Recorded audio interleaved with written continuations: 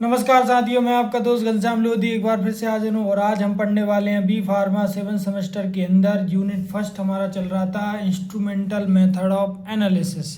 इसमें हमारा unit first और यूनिट फर्स्ट में सेकंड टॉपिक चल रहा था फ्लोरीमेट्री। तो वो आज हम फ्लोरीमेट्री को कवर करने की कोशिश करेंगे।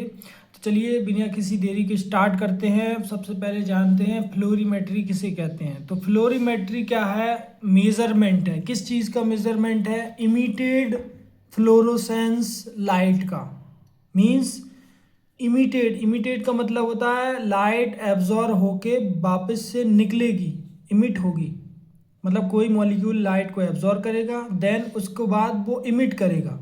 तो उस इमिटेड लाइट का मेजरमेंट ही फ्लोरोमेट्री कहलाता है। ओके, तो देन अब फ्लोरोमेट्री का मतलब यहाँ पे देखिए इमिटेड फ्लोरोसेंस लाइट है। तो फ्लोरोसेंस का क्या मतलब है? फ्लोरोसेंस यहाँ पे इट इज़ ये फिनोमिना है किसका? इमिशन ऑफ रेडिएशंस का। मतलब it is phenomena of emission of radiations when molecule are excited by radiation certain wavelength। मतलब क्या बोल रहा है वो? सिंपल ये पॉइंट बोल रहा है कि लाइट मॉलिक्यूल के द्वारा एब्जॉर्ब हुई, देन मॉलिक्यूल एक्साइट हुआ तो फिर लाइट को इमिट किया। लाइट इमिट करने की प्रोसेस को ही फ्लोरोसेंस कहते हैं। ठीक है, लाइट इमिट करने को और उसकी घटना को उसी के मेजरमेंट को फ्लोरीमेट्री बोलते हैं, है ना। इमिशन ऑफ रेडिएशन फ्लोरोसेंस कहलाता है और उसका मेजरमेंट फ्लोरीमेट्री कहलाता है। ओके, अब इसका प्रिंसिपल जान लेते हैं। तो प्रिंसिपल भी सेम लाइन है, कुछ इसमें डिफरेंस नहीं है। जो लाइट एब्जॉर्ब हो रही है, एक्साइट हो रही है, फिर इमिट हो रही है। ठीक है, तो हम फ्लोरीमेट्री में फ्लोरोमीटर जो इंस्ट्रूमेंट रहता है उसमें हमने मॉलिक्यूल्स को रखा। तो होता क्या है, मॉलिक्यूल्स हमारा एब्जॉर्ब करता है रेडिएशन को और एक्साइट अवस्था में जाता है। दूसरे वर्ड्स में बोला जाए कि जो मॉलिक्यूल्स का इलेक्ट्रॉन है वो लाइट को एब्जॉर्ब करता है, देन एक्साइट स्टेट में जाता है, मतलब प्रमोट होता है ग्राउंड स्टेट से एक्साइट स्टेट। अब हम स्टेट भी पढ़ेंगे, इलेक्ट्रॉन की ground state and excite state भी पढ़ेंगे। ठीक है, तो इलेक्ट्रॉन एब्जॉर्ब करता है लाइट, ग्राउंड स्टेट से एक्साइट स्टेट में जाता है, देन इसके बाद वो वापस से रिटर्न आता है। रिटर्न मतलब ग्राउंड स्टेट पर वापस आता है, तो लाइट को वापस इमिट करके आता है। तो इमिटेड रेडिएशन, उस इमिटेड रेडिएशंस को हम मेज़र कर लिया जाता है, डिटेक्टर के द्वारा डिटेक्ट कर लिया जाता है। तो इसी प्रोसेस को हम फ्लोरीमेट्री और पूरा फ्लोरोसेंस कहते हैं। ठीक है, तो यहाँ पे ये मेजरमेंट हो रहा है, तो फ्लोरोमीटर के द्वारा ये मेजरमेंट हो गया, मतलब डिटेक्टर के द्वारा। ठीक है, इस पूरे इंस्ट्रूमेंट का नाम फ्लोरोमीटर रहता है। तो प्रिंसिपल आप समझ गए। अब यहाँ पे एक पॉइंट लिखा हुआ है, ये वाला, ये देखिए कि फ्लोरोसेंस जो इमिटेड रेडिएशंस होती है फ्लोरीमेट्री के अंदर, इमिटेड रेडिएशन रहती है वो लॉन्गर वेवलेंथ की होती है देन एब्जॉर्ब रेडिएशन। मतलब जो इमिटेड रेडिएशन वो लॉन्गर वेवलेंथ की होती है एब्जॉर्ब रेडिएशन से। ऐसा क्यों होता है?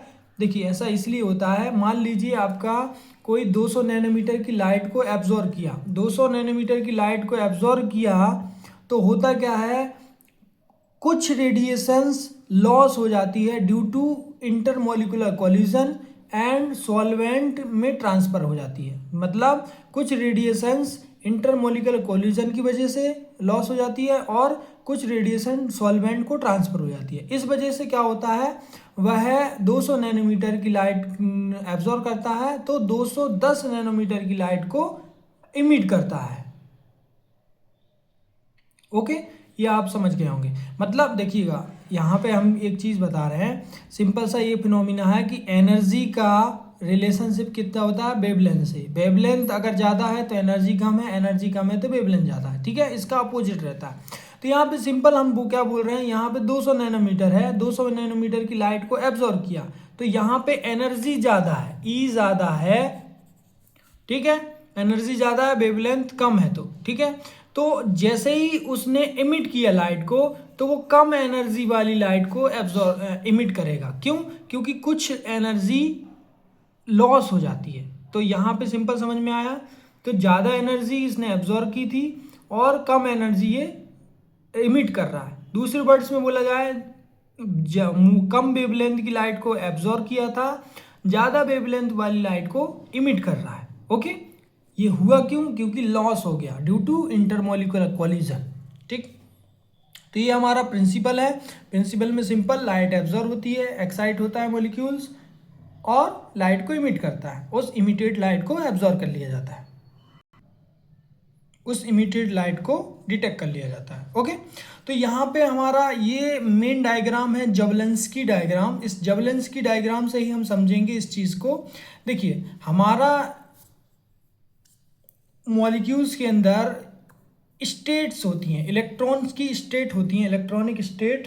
पहली होती है आपकी ग्राउंड स्टेट, दूसरी होती है आपकी एक्साइट स्टेट। तो ग्राउंड स्टेट वह स्टेट रहती है जिसमें एनर्जी लेवल कम रहता है, मतलब कोई भी इलेक्ट्रॉन्स एनर्जी जो रखता है वो कम रखता है, और अगर वो एक्साइट होके एक्साइटेड स्टेट में जाता है तो एनर्जी एब्जॉर्ब करके जाता है। ठीक है, तो सिंपल समझ गए, ग्राउंड स्टेट से एक्साइट स्टेट। तो यहाँ पे हुआ क्या, जो हमारा इलेक्ट्रॉन है, मतलब मॉलिक्यूल्स के अंदर जो इलेक्ट्रॉन है वो लाइट अभी केस में है सिंगलेट ग्राउंड स्टेट में। जैसे ही वो लाइट को, मतलब रेडिएशंस को एब्जॉर्ब करता है, एब्जॉर्बिंग रेडिएशंस या लाइट, तो एक्साइट होता है। एक्साइट होके वो सिंगलेट एक्साइटेड स्टेट में जाता है, सिंगलेट एक्साइटेड स्टेट में चला गया। अब वह इलेक्ट्रॉन एक्साइट हो गया और एक्साइटेड स्टेट में चला गया। अब वह वापस आएगा, तो वापस आने के उसके 3 तरीके होते हैं। एक तो फ्लोरोसेंस के माध्यम से, दूसरा है तरीका कॉलिजन डीएक्टिवेशन के माध्यम से, तीसरा आपका क्या रहता है ट्रिपलेट स्टेट में इंटर क्रॉसिंग सिस्टम के माध्यम, इस इंटर सिस्टम क्रॉसिंग के माध्यम से। ठीक है, तो यहाँ पे 3 तरीके से वो नीचे आ सकता है, ग्राउंड स्टेट में आ सकता है। पहला फ्लोरोसेंस। अब फ्लोरोसेंस का सिंपल मीनिंग क्या है, जिसको हम स्टडी कर रहे हैं वो मेन यही है। तो हमारा मॉलिक्यूल्स का जो इलेक्ट्रॉन एक्साइट स्टेट में चला गया, देन एनर्जी को रिलीज करेगा, इमिट करेगा, लाइट इमिशन, लाइट इमिट करेगा, तब वह ग्राउंड स्टेट में आएगा। तो इस तरीके को हम बोलते हैं फ्लोरोसेंस, इस तरीके को हम बोलते हैं फ्लोरोसेंस। दूसरा तरीका है इलेक्ट्रॉन एक्साइट स्टेट से सीधा ग्राउंड स्टेट में आए, लेकिन एनर्जी को लॉस कर दे, एनर्जी को लॉस कर दे ड्यू टू कॉलिजन, कॉलिजन के तरीके से, मतलब एक इलेक्ट्रॉन दूसरे इलेक्ट्रॉन से टकराकर एनर्जी को रिलीज कर दे, एनर्जी को लॉस कर दे, एनर्जी इमिट ना करे, है ना, एनर्जी इमिट ना करे और एनर्जी को लॉस कर दे, तो इसको बोला जाता है इस तरीके को कॉलिजन डीएक्टिवेशन। ये हो गया। तीसरा तरीका आपका है, तीसरा तरीका सिंगलेट एक्साइट स्टेट से ट्रिपलेट स्टेट में चला जाए, वह इंटर सिस्टम क्रॉसिंग के माध्यम से। मतलब ये एक सिस्टम है, एक सिस्टम है, इन दोनों में ट्रांसफर हो रहा है, मतलब एक सिस्टम से दूसरे सिस्टम, तो इसको बोलते हैं इंटर सिस्टम क्रॉसिंग के माध्यम से ये चला जाए। देन इसके बाद वो फॉस्फोरोसेंस के माध्यम से ग्राउंड स्टेट में आता है। फॉस्फोरोसेंस भी इमिशन ऑफ लाइट रहता है, इमिशन करता है, जैसे फ्लोरोसेंस में किया था वैसे ही फास्फोरेसेंस में इमिट करता है लाइट को। तो देन क्या हुआ, तीनों स्टेट को फिर से समझिए। पहला क्या हुआ, हमारा जो मॉलिक्यूल था हमने इस इंस्ट्रूमेंट में रखा, फ्लोरोमीटर इंस्ट्रूमेंट में, तो ये मॉलिक्यूल्स का जो इलेक्ट्रॉन है वो ग्राउंड स्टेट से एक्साइट स्टेट में गया एनर्जी को एब्जॉर्ब करके। देन वापस आने के 3 तरीके थे। पहला तरीका इसने यूज़ किया कि लाइट को इमिट कर दिया, लाइट को वापस रिलीज कर दिया, तो उसको तरीके को बोला फ्लोरोसेंस। ठीक है, दूसरा तरीका वो है एनर्जी को रिलीज ना करके एनर्जी को लॉस कर दिया, एनर्जी को लॉस कर दिया, तो उसको तरीके को बोला कॉलिजन डीएक्टिवेशन। तीसरा तरीका उसने क्या किया, सिंगलेट एक्साइट स्टेट से ट्रिपलेट स्टेट में आया due to inter system crossing के माध्यम से। ठीक है, ये तीसरा तरीका हो गया। देन फॉस्फोरेसेंस के माध्यम से वो ग्राउंड स्टेट में आ गया। ओके, तो ये पॉइंट हो गया।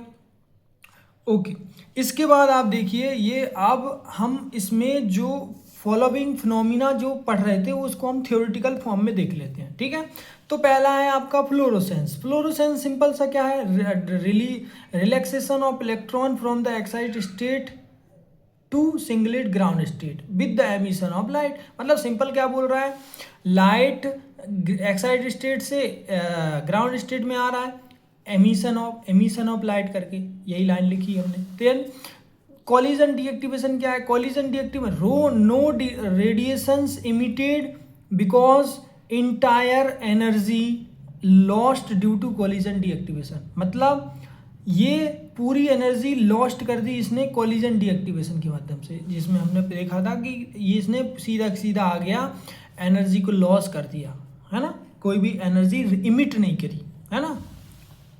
देन इसके बाद है फॉस्फेरोसेंस। फॉस्फेरोसेंस में आप देखिए क्या होता है, कुछ फेवरेबल कंडीशंस आ जाती हैं, जैसे कि टेम्परेचर लो हो गया या ऑक्सीजन की एब्सेंस हो गई, जिससे होता क्या है, एक्साइटेड सिंगलेट स्टेट से ट्रिपलेट स्टेट में आ जाता है, ड्यू टू किसके द्वारा, इंटर सिस्टम क्रॉसिंग के माध्यम से, ठीक है, with emission of light. Emission of light तो करता ही है, लेकिन वह सिंगलेट स्टेट से ट्रिपलेट स्टेट में आ गया, तो इसको हम इस प्रकार का फॉस्फेरोसेंस बोलते हैं, ठीक है। तो ये आपका 3 फिनोमिना हो गए, 3 घटनाएं हो गई जो कि इस जबलेंस की डायग्राम में देखने को मिलती हैं, ठीक है। मतलब एक फ्लोरोमीटर के इंस्ट्रूमेंट के अंदर इस प्रकार की 3 घटनाएं घटित हो रही हैं, ठीक है। नेक्स्ट आप देखिए, नेक्स्ट अपना टॉपिक है छोटा सा, concept of singlet doublet and triplet electronic state, ठीक है। Singlet doublet triplet electronic state के माध्यम से हम थोड़ा सा समझेंगे। तो यहाँ पे देखिए, पहला है आपका सिंगलेट ग्राउंड स्टेट। अब सिंगलेट ग्राउंड स्टेट और doublet ground state, triplet ground state, इन सबको समझेंगे, ठीक है, ये चीज़ है। अब इसके बाद आपका क्या है, और भी है singlet excited state, triplet excited state. तो इन सबको हम डायग्रामेटिक समझते हैं। देखो डायग्राम से समझते हैं। सबसे पहले यहाँ देखिए, ये है singlet ground state. Singlet ground state में आपके 2 स्टेट दिख रही हैं, 2 लेवल दिख रहे हैं, ये ग्राउंड स्टेट है और ये एक्साइटेड स्टेट है। तो ग्राउंड स्टेट और एक्साइटेड स्टेट में 2 लेवल आपको दिख रहे हैं एनर्जी के। तो यहाँ पर क्या है, सिंगलेट ग्राउंड स्टेट के अंदर पेयर्स इलेक्ट्रॉन है, मतलब इस अवस्था में मॉलिक्यूल्स के सारे इलेक्ट्रॉन पेयर्ड अवस्था में रहेंगे। मॉलिक्यूल्स के सारे इलेक्ट्रॉन पेयर्स में रहेंगे, है ना, पेयर्ड फॉर्म में रहेंगे, ठीक है। दूसरा है डबलेट स्टेट। डबलेट स्टेट में क्या रहेगा, मॉलिक्यूल्स के सारे इलेक्ट्रॉन पेयर्ड अवस्था में नहीं रहेंगे, 1 अनपेयर्ड इलेक्ट्रॉन भी रहेगा, ठीक है, इसे बोलते हैं डबलेट स्टेट। फिर ट्रिपलेट स्टेट में क्या है, 2 अनपेयर्ड इलेक्ट्रॉन रहेंगे सेम स्पिन में। सेम स्पिन का मतलब है, इन दोनों को देखो, एक इधर एरो है, एक नीचे की तरफ एरो है, तो ये अपोजिट स्पिन कहलाती है। जबकि यहाँ पर क्या कहलाती है, सेम स्पिन कहलाती है। इन दोनों की स्पिन क्या है, दोनों एक ही डायरेक्शन में गति कर रहे हैं, तो यहाँ पे एक स्पिन है।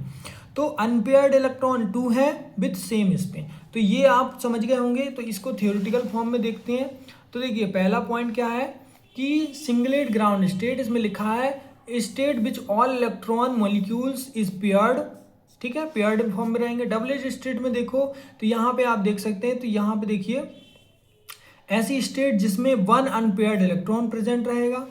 ट्रिपलेट स्टेट में देखिए ऐसी स्टेट जिसमें 2 अनपेयर्ड इलेक्ट्रॉन रहेंगे विद सेम स्पिन में, ठीक है। तो ये पॉइंट आपने समझ गए होंगे।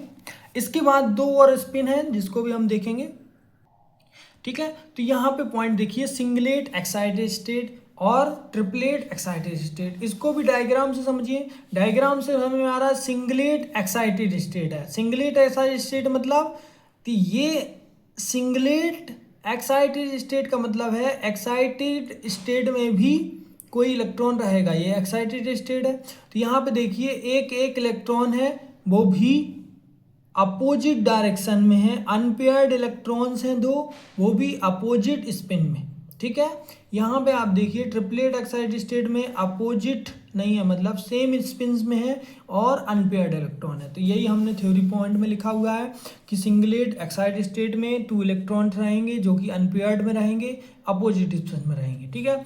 ट्रिपलेट एक्साइटेड स्टेट में क्या होगा, अनपेयर्ड इलेक्ट्रॉन रहेंगे, सेम स्पिन में रहेंगे।